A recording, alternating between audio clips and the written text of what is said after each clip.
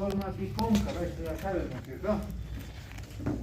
Tampoco nos interesa el tamaño, esas son sonceritas. ¿Por qué? La función principal de los glóbulos rojos, ¿cuál es? ¿Ah? Transportar hemoglobina. Transportar hemoglobina y por ende lleva oxígeno. Ya hemos dicho que los glóbulos rojos no son células. ¿Por qué?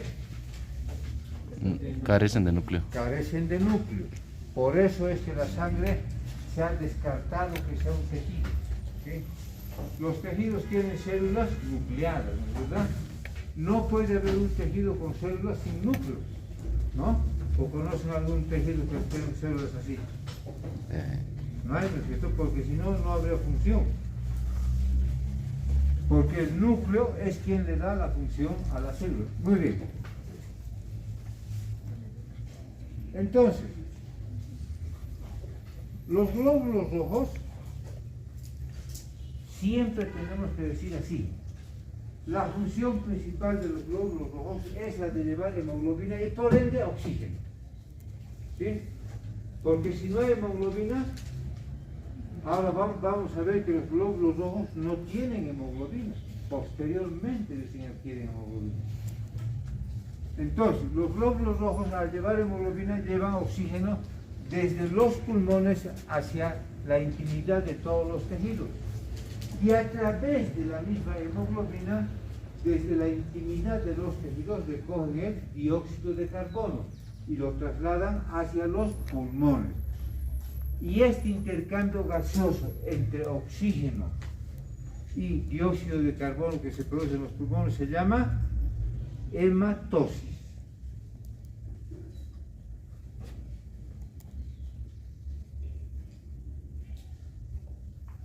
Los glóbulos rojos, al poseer hemoglobina,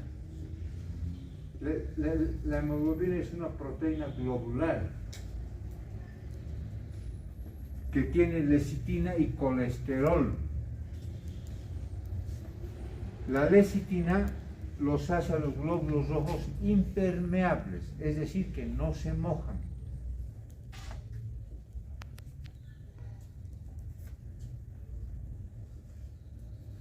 Y la hemoglobina es un amortiguador, un tampón, un buffer.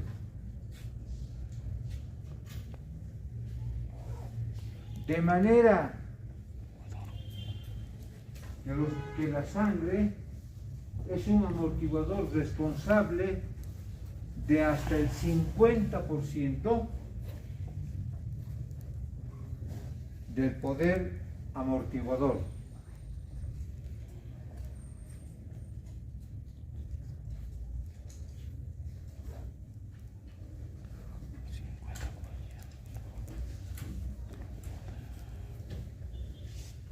Los glóbulos rojos se forman en la médula ósea.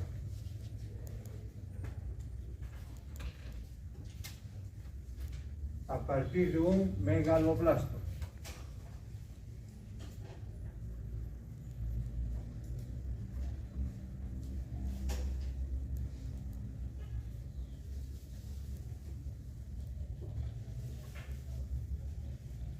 Luego viene un proeritroblasto.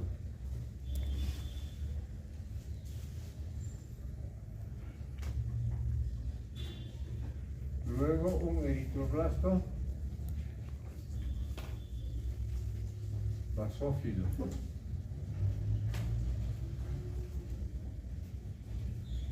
Luego un eritroblasto policromatófilo.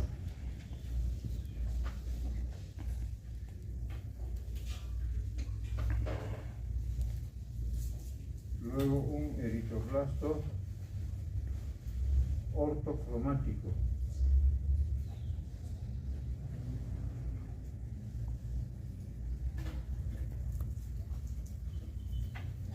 Luego un normoblasto.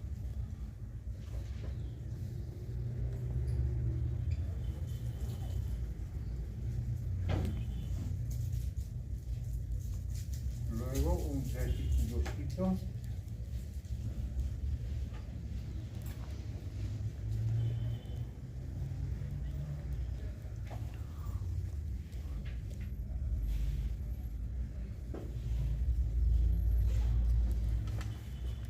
Bien, entonces los glóbulos rojos se forman en la médula ósea a partir de una célula madre totipotencial que se llama el megaloblasto. Del megaloblasto viene un proeritroblasto, un eritroblasto basófilo, policromatófilo, ortocromático. Como pueden ver ustedes, esta secuencia solamente se refiere a la coloración y enseguida vamos a ver por la coloración. Estos elementos sí tienen núcleo,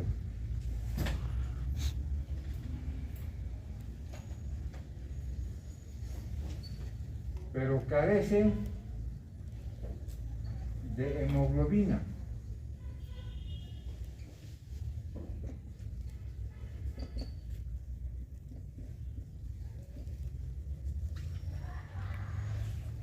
Luego tenemos estos otros elementos que carecen de núcleo y poseen hemoglobina.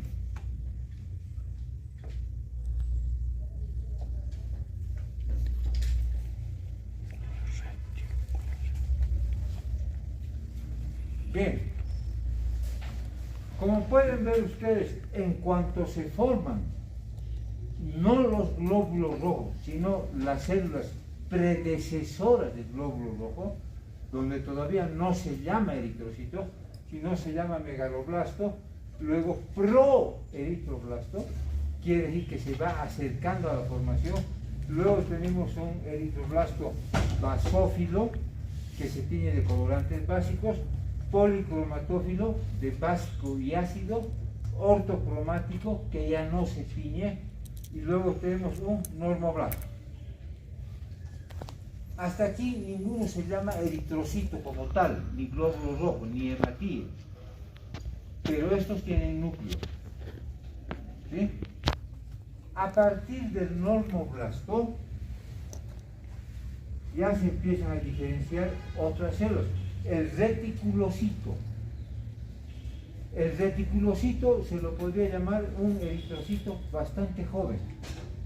A partir del reticulocito se forma el eritrocito ya, como tal. Pero estos dos elementos ya no tienen núcleo y sí tienen hemoglobina. En cambio, estos otros, pueden dar cuenta, hasta acá no se llama eritrocito. Se viene llamando megaloblasto, proeritroblasto, eritroblasto basófilo, policromatófilo, ortocromático y normoblasto. Donde no podemos decir que forman parte de la sangre, como tal, como eritrocito, como hematíes. Pero a partir del reticulocito, ya que normalmente el reticulocito no debe estar en sangre circulante, todavía, porque es un glóbulo rojo inmaduro. A partir del eritrocito, ya. Pero, a partir de acá, carecen de núcleo y poseen hemoglobina.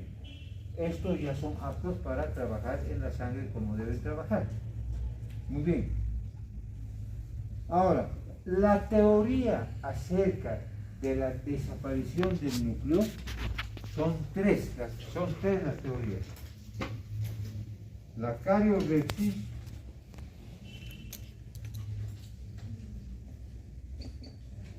la cariólisis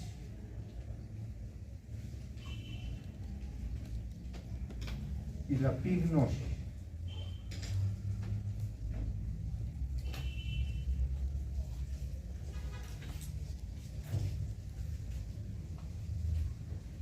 Tenemos estas tres teorías acerca de la desaparición del núcleo. ¿Qué dice la cariorexis? Simplemente dice, el núcleo es expulsado de la célula. A eso se llama exocitosis. La cariorexis dice simplemente el núcleo es expulsado y listo. Pero no puede haber tal efecto así. A eso se llama exocitosis. La cariólisis. La cariólisis dice el núcleo es destruido dentro de la célula. Pues cariolisis, destruido dentro de la célula. La pignosis es una teoría más aceptada. La pignosis nos dice el núcleo se va destruyendo y reabsorbiendo a medida que se va formando la hemoglobina. Entonces la pignosis nosotros lo tomamos como más acertada, ¿sí? Porque dice, a medida que el núcleo se va destruyendo y reabsorbiendo, se va formando la hemoglobina. Entonces nosotros inmediatamente pensamos que ese núcleo se va a transformar en hemoglobina. ¿No es verdad? Bien. Entonces, a partir de ahí nosotros tenemos el glóbulo rojo como tal. Ya tenemos su secuencia formadora. Aquí vemos que sí son células, pero no son glóbulos rojos, porque no están cumpliendo la función de glóbulo, ¿sí? Cuando ya pierden el núcleo y adquieren hemoglobina, recién se llaman eritrocitos. Y el reticulocito no es más que un eritrocito joven, que debe estar en sangre circulante en algunas circunstancias, como por ejemplo en las anemias puede encontrarse reticulocitos, eritrocitos jóvenes, por la emergencia, por la urgencia de ese organismo de tener glóbulos rojos circulantes. ¿Sí? Muy bien.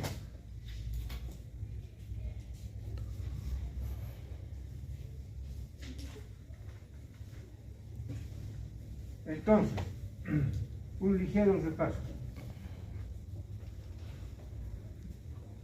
Los glóbulos rojos se forman en la médula ósea. Los predecesores del glóbulo rojo no se llaman todavía eritrocitos, se llaman megaloblasto, proeritroblasto, etcétera, policromatófilo, ortocromático, etcétera, ¿sí? Hasta llegar a normoblasto. No se llaman glóbulos rojos, ni eritrocitos ni hematíes. Estos elementos sí tienen núcleo, pero carecen de hemoglobina. A partir del normoblasto se da un paso más, donde se llama reticulocito. Y del reticulocito recién se le da el nombre de eritrocito. Eritrocito quiere decir que ya está medio rojo. Aquí no son rojos, son de estos colores: basófilo, policromatófilo, ortocromático, que no tiene color. Entonces, cuando ya tiene su pigmentación roja, se debe a la presencia de la hemoglobina. Y cuando ya tienen hemoglobina, no tienen núcleo. Cuando tienen hemoglobina son rojos, no tienen núcleo y recién pueden transportar oxígeno.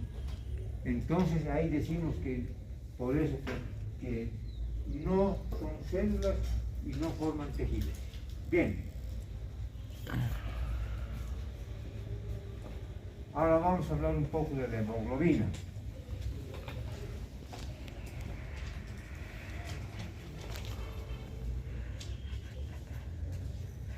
No, seguimos hablando todavía de los glóbulos. Los glóbulos rojos, en cuanto a su formación, su existencia y su procedencia, se deben a una eritropoiesis.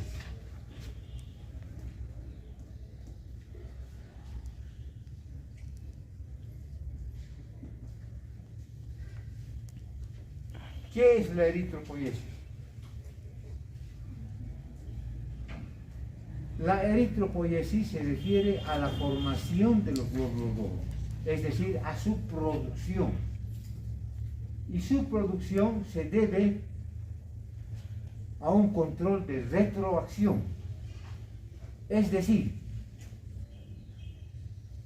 La formación, la producción de los glóbulos rojos se activa por la carencia de ellos mismos. ¿Cómo es eso?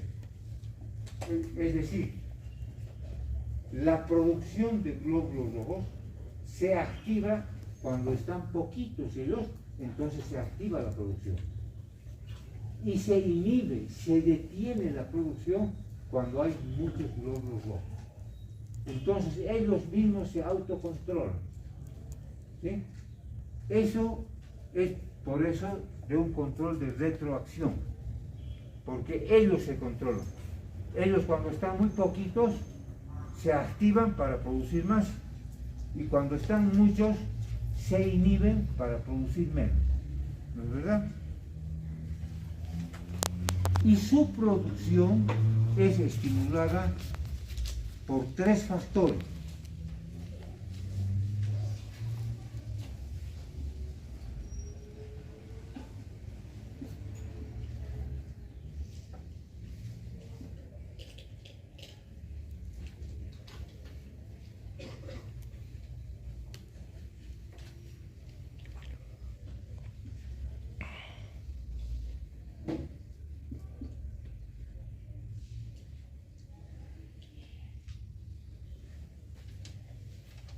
Ya hemos visto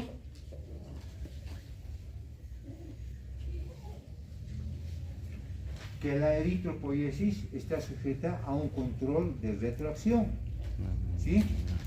Pero su producción es estimulada por estos 3 factores, por la anemia, la hipoxia y factores de aclimatación. ¿Qué es la anemia?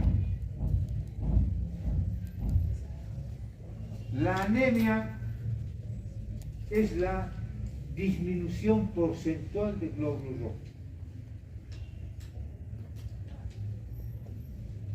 O sea, ya hemos dicho, enseguida vamos a ver. La anemia es la disminución de glóbulos rojos. Y cuando existen pocos glóbulos, ya hemos dicho que ellos mismos se activan para producirlos, ¿es verdad? Bien. La hipoxia. ¿Qué es la hipoxia?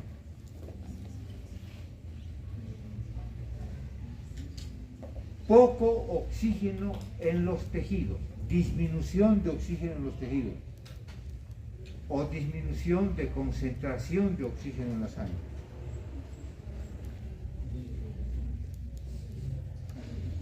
Por ejemplo, eso es lo que nos ocurre cuando llegamos a La Paz. Nos ponemos un poco hipóxicos.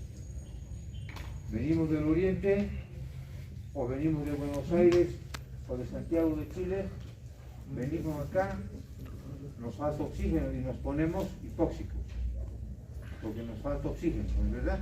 Eso es hipoxia. Y luego, factores de aclimatación, que ya lo acabamos de decir. Los factores de aclimatación, venimos de lugares bajos a lugares altos o vamos a la inversa. Bien, aquí les voy a explicar algo que muy pocos lo hacen porque no les conviene o no quieren decir la verdad. Los factores de aclimatación.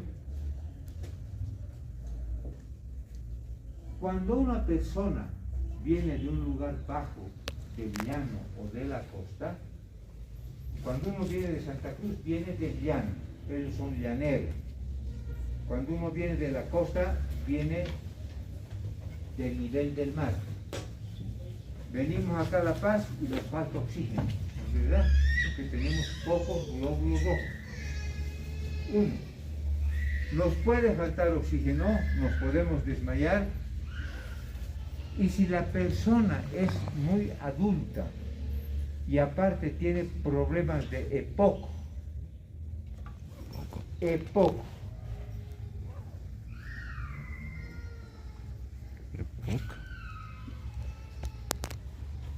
¿qué es el EPOC?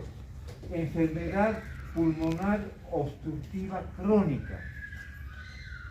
Enfermedad pulmonar obstructiva crónica. Personas que tienen EPOC vienen de la costa, les falta oxígeno, pueden fallecer. porque aparte de esa condición, su edad mayor, 70 años, el EPOC, todo eso, pueden fallecer. Pero nadie dice nada, ellos fallecen por falta de oxígeno. Pero cuando uno va de aquí, de la altura al llano, a la costa, es el doble de peligroso. Pero nadie lo dice. ¿Por qué? Literalmente, aquí en la altura tenemos 6 y hasta 7 millones de glóbulos rojos. En cambio, en la costa tienen 4 millones, 3 millones 800, ¿sí? Entonces, cuando uno va de aquí de la altura a la costa, esos 3 millones de glóbulos rojos por demás que están, ¿no es cierto? Porque aquí tenemos hasta 6, 7 y allá 3 a 4, tienen que desaparecer. ¿Y acaso desaparecen por arte de magia? ¿Saben qué ocurre? Esos glóbulos rojos forman coágulos dentro de la persona. Se agrupan, el organismo tiene que deshacerse. Y los glóbulos rojos no desaparecen por arte de magia. Lo único que hacen es lo que saben hacer: agruparse, coagularse y destruirse. Pero al agruparse, al coagularse, forman coágulos, forman trombos. Y a esa persona le puede dar una trombosis.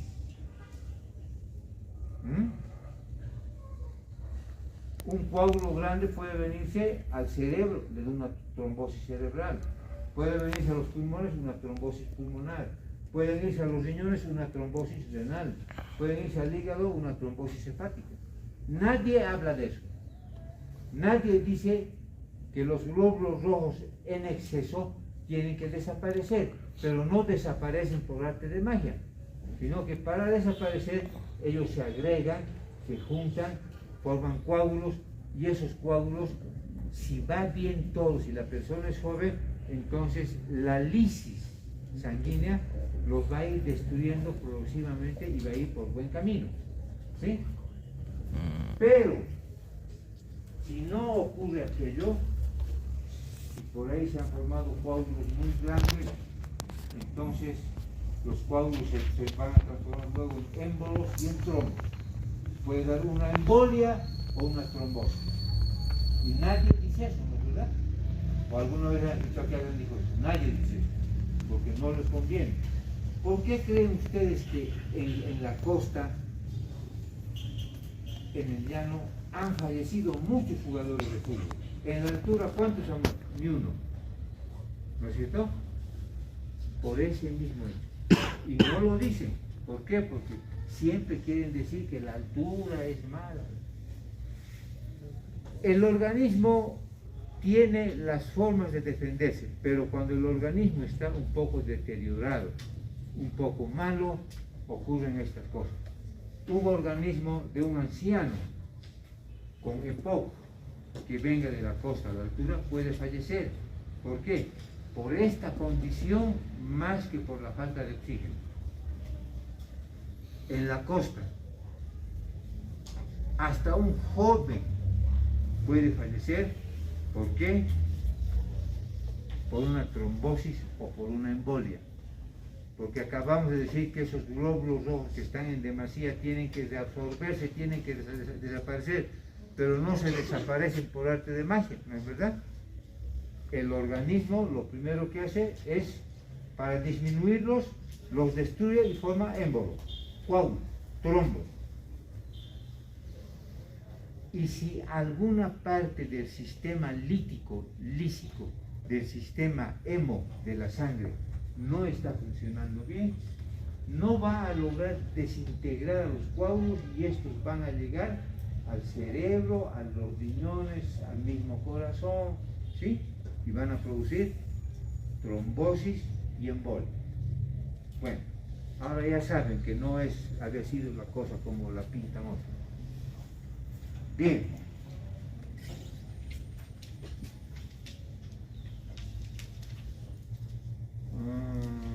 A ver, para que no me salté.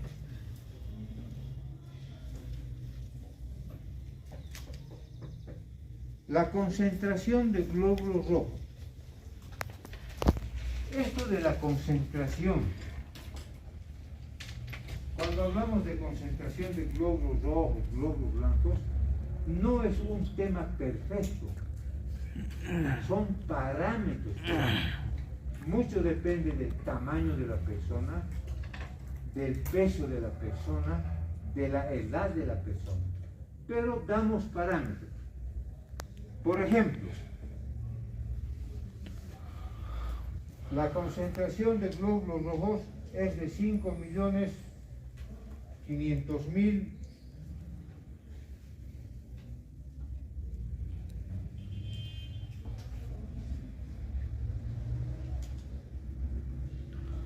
a 6.200.000 en los varones para la altura, y en las mujeres es de 4.800.000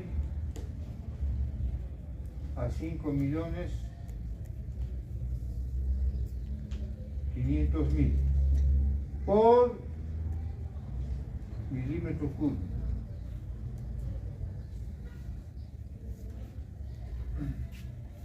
Bien,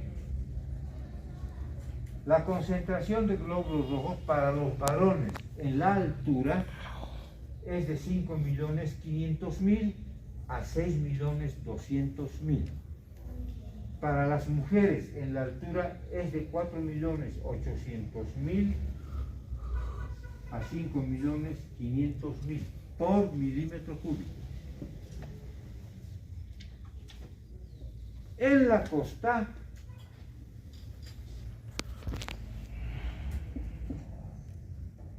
$5.200.000 para los varones y 4.700.000 para las mujeres por milímetro cúbico, por milímetro cúbico.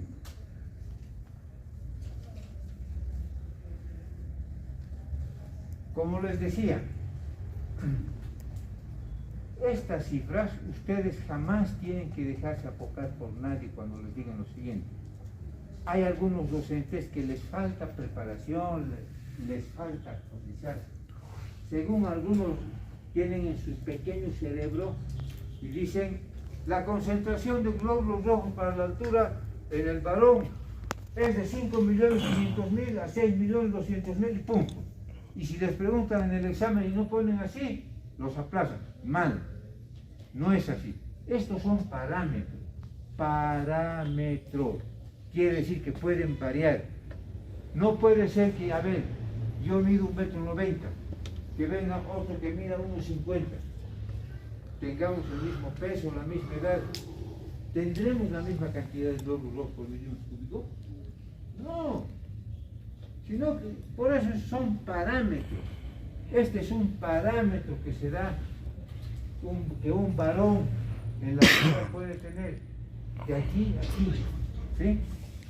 Son parámetros. Ustedes jamás tienen que dejarse meter el dedo a la boca donde les diga, o algún catedrático por ahí con su ignorancia, que no están preparados, les dice, los varones en la altura tienen 5.500.000 uno. Y si en el examen les preguntan y ustedes no ponen lo mismo, los aplazan. No es así. Estos son parámetros, cosas que pueden variar. Ahora tampoco podemos decir, para la altura va a tener 20 millones. No, no es cierto. Estamos dando un número razonable es un parámetro. Entre aquí hasta aquí puede tener un varón en la altura. ¿Sí? Ahora, ¿quién tiene más glóbulos rojos? ¿El hombre o la mujer? El varón. ¿Por qué? ¿Vive menos? Puede ser que haya una mujer así gorda, ¿no? Que sea el triple de mí, porque yo soy flaquito. Entonces, ¿va a tener más glóbulos rojos o menos que yo? Siempre va a tener menos. Puede pesar 3 veces más que yo, pero siempre va a tener menos. ¿Por qué? Porque la cantidad de glóbulos rojos es de tipo hormonal. ¿Por qué es hormonal? Vamos a ver esto. El hombre tiene respiración abdominal. A ver, ustedes échense ahí, un hombre y una mujer empiecen a respirar normalmente, del hombre se le infla la barriga. Se le infla la barriga. La mujer tiene respiración torácica, se le infla el tórax, no la barriga. Y el niño y la niña tienen respiración toraco-abdominal. Tanto la barriga como el tórax se elevan. A ver, ustedes al año van a ir a hacer semiología y ahí van a ver pacientes en el hospital, todo eso. El hombre tiene respiración abdominal, la mujer respiración torácica y el niño toraco-abdominal. ¿Por qué es eso? Porque el hombre no se embaraza y la mujer sí. Y las hormonas hacen, imagínense, una mujer embarazada que esté respirando con su abdomen más así, el bulto aquí, no va a poder, ¿no? Por eso es que la mujer tiene respiración torácica, la respiración con el tórax. Y el tórax tiene una capacidad de distensión menor que el abdomen. El abdomen es la grande, ¿no es verdad? Por eso es que tiene, al introducir menor cantidad de oxígeno, la mujer tiene menos eritrocitos. Y el hombre, al introducir mayor cantidad de oxígeno, tiene más eritrocitos. Entonces, ¿por qué el hombre tiene más eritrocitos? Por el tipo de respiración. Y este tipo de respiración es hormonal. En el varón es abdominal, en la mujer torácico y en el niño toraco-abdominal. No se olviden. Y además, cuando la mujer está embarazada, la barriga está ocupada. ¿No es verdad? Ya.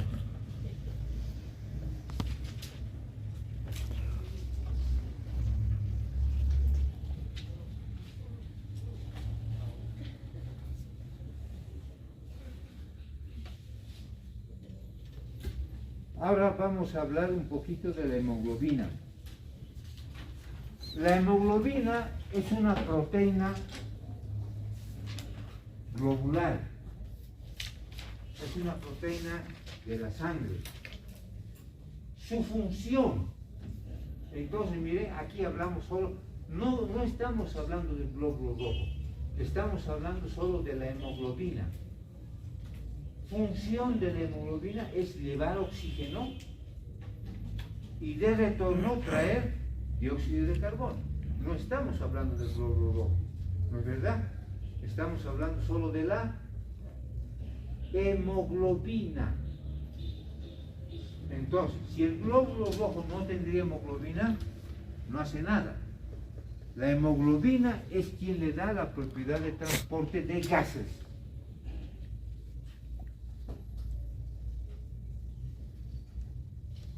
La hemoglobina está formada por una proteína globular. Una proteína globular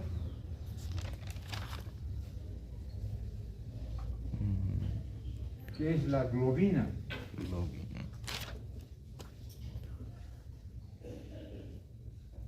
Y un componente hemo. Este componente hemo está formado por hierro y porfirina.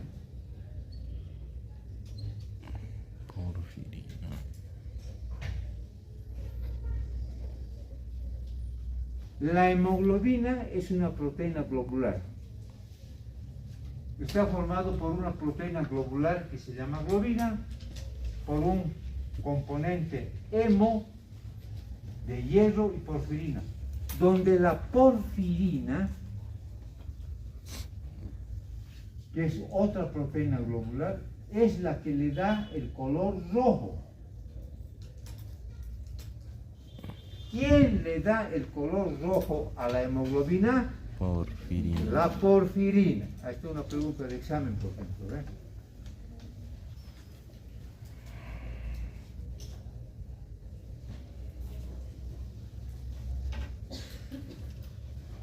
Ahora, normalmente tenemos 900 gramos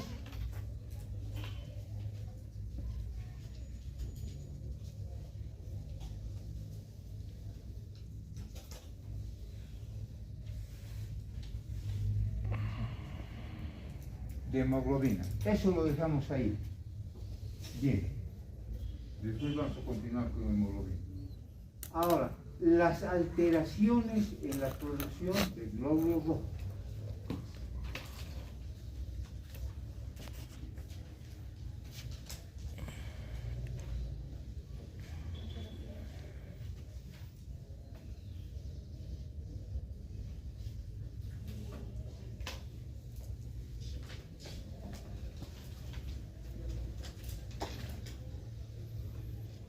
Tenemos las policitemias,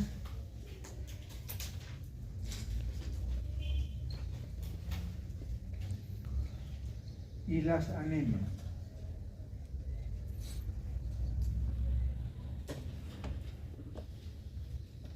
Alteraciones en la producción de glóbulos rojos. Tenemos las policitemias y las anemias. ¿Qué es una policitemia? La policitemia es el aumento de glóbulos rojos.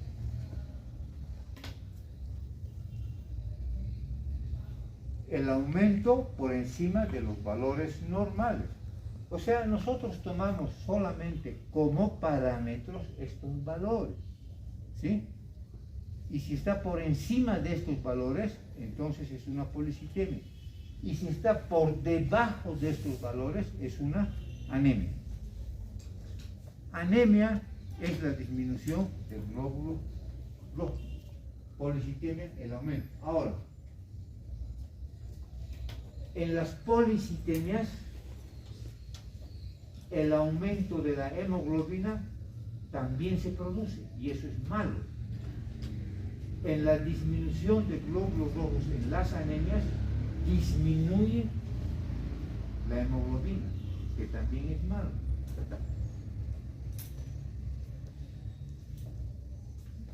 Dentro de las policitemias tenemos la policitemia secundaria.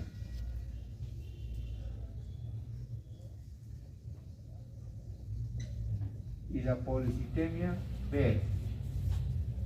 ¿Qué es la policitemia secundaria? Se produce policitemia secundaria cuando los tejidos se vuelven hipóxicos por falta de oxígeno. ¿Sí? Es decir, en este momento nosotros que estamos aquí en La Paz, todos estamos con policitemia secundaria, que también se llama policitemia fisiológica, o sea, policitemia normal, por factores de aclimatación, ¿sí? Entonces, que tengamos hasta 7 millones está bien, es considerable todavía, está bien. Pero ustedes tienen que anotar ahí, es bueno que sepan esto.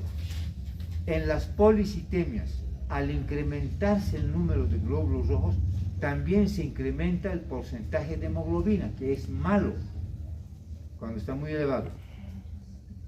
Al producirse una disminución de glóbulos rojos en una anemia, disminuye también la concentración de hemoglobina, que es malo. Ahora, ¿saben ustedes qué es la presión barométrica? No saben, ¿no? ¿Qué? Ustedes no saben nada. Miren,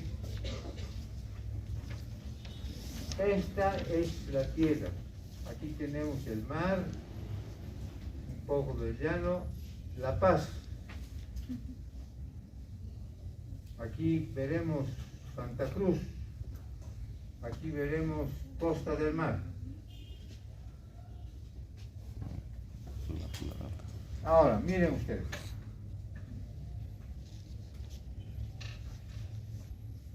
Esta es la atmósfera. Oxígeno, oxígeno, oxígeno.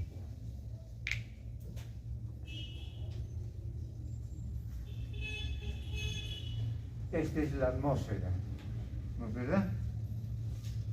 De aquí a aquí hay poco peso. La presión barométrica es menor. En la altura, la presión barométrica es menor. Por esto, miren, aquí está el límite de la atmósfera. Esto es de oxígeno. Aquí está La Paz. Poco oxígeno. A nivel de Santa Cruz, un poquito más de oxígeno.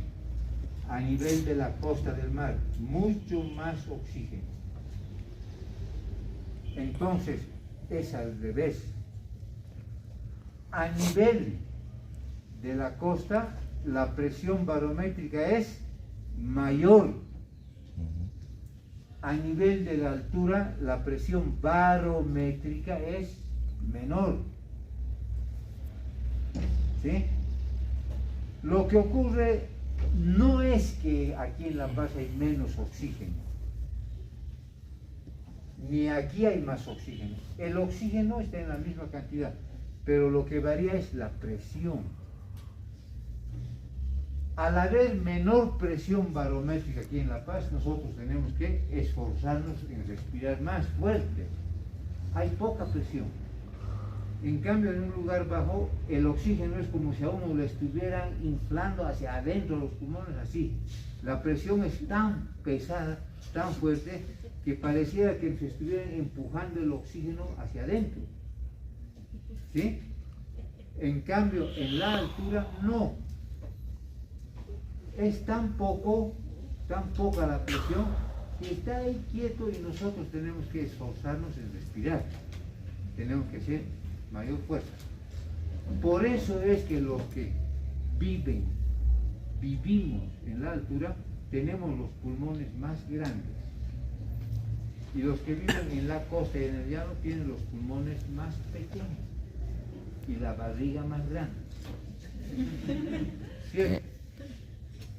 Aquí nosotros, los varones, respiramos con la barriga, pero donde acumulamos el aire es en los pulmones. Eso crece.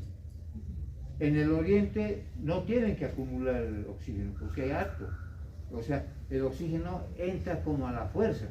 O sea, entonces lo que crece es la barriga y no los pulmones. ¿Sí? ¿Por qué creen ustedes que aquí, a orillas del lago Titicaca, vienen muchos atletas de todo el mundo a prepararse? ¿No es cierto? ¿Sabían o no? ¿Por qué? Porque así hacen crecer sus pulmones y tienen mayor resistencia, mayor capacidad. Los mejores atletas son los que están cultivados en la altura. ¿Sí? Bueno, ¿por qué?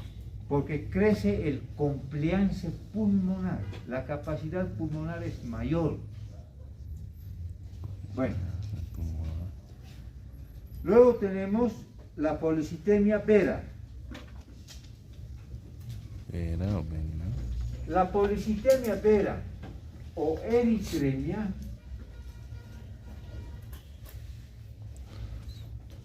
esta es la policitemia verdadera. Aquí hemos dicho, la policitemia secundaria era la fisiológica. La policitemia vera o verdadera es aquella policitemia donde los glóbulos aumentan hasta 8, 9, 10 millones, pero es una producción de tipo cancerosa,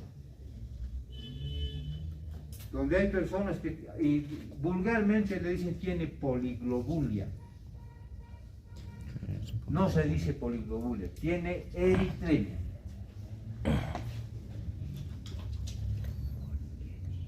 Poliglobulia. Luego vamos a ver las anemias.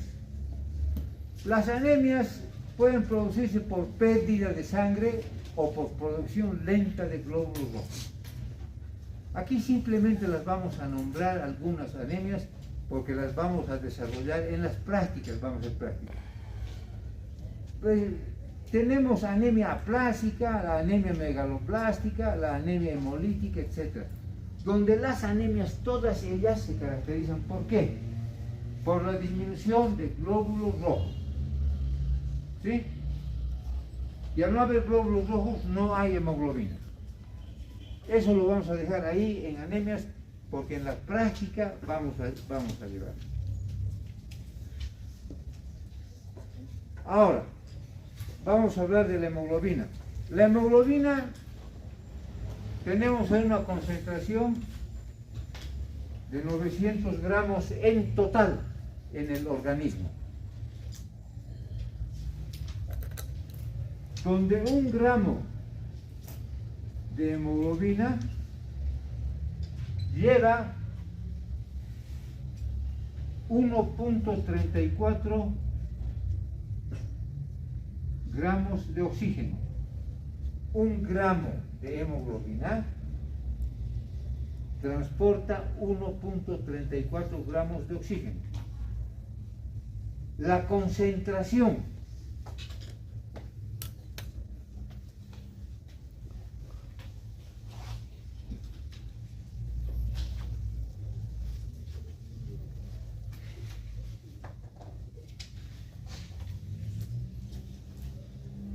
de 16 a 19 gramos por ciento en varones,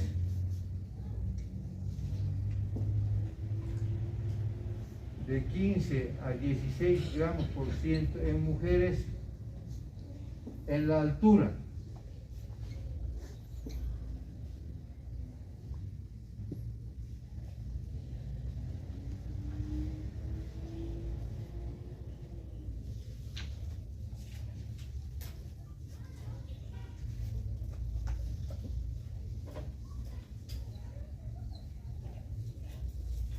De 16 a 19 gramos por ciento en varones, de 15 a 16 gramos por ciento en mujeres en la altura. En la costa, de 15 a 18 gramos por ciento en varones y de 13 a 15 gramos por ciento en mujeres.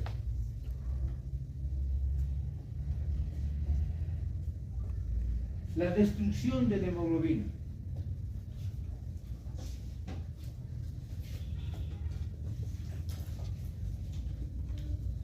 La hemoglobina se destruye junto con los glóbulos rojos cuando estos se destruyen.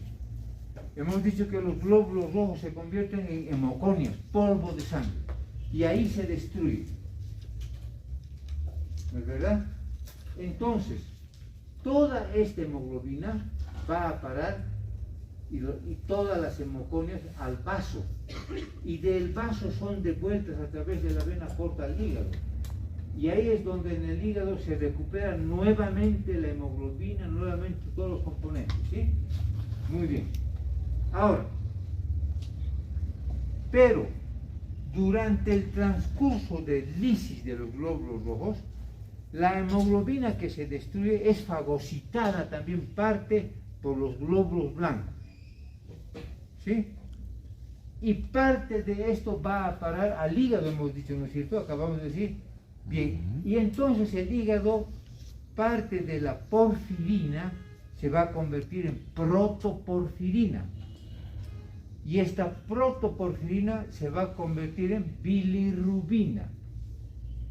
Es decir, cuando se destruye la hemoglobina, va al hígado. Y en el hígado la porfirina se convierte en protoporfirina. Y la protoporfirina en bilirrubina. Y esa es la pigmentación de la bilis, que viene de los glóbulos rojos de la hemoglobina. Ahora, Finalmente, bueno, ya les he hablado de eso, pero tiene su nombre. ¿Qué es la función hemocaterética? Hemocaterética.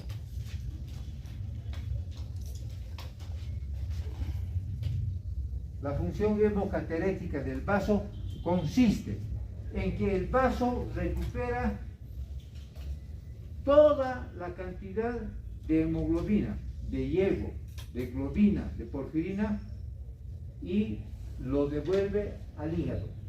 ¿Sí? Muy bien. Entonces, la función hemocaterética del vaso consiste en que el vaso recupera, ¿sí?, todos los componentes del glóbulo rojo, especialmente la hemoglobina, y lo devuelve al hígado.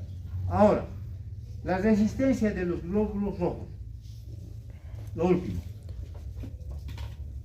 Sabemos que el plasma tiene 0.9% de cloruro de sodio, y a eso se le llama suero Ringer o isotónico. Un glóbulo rojo en un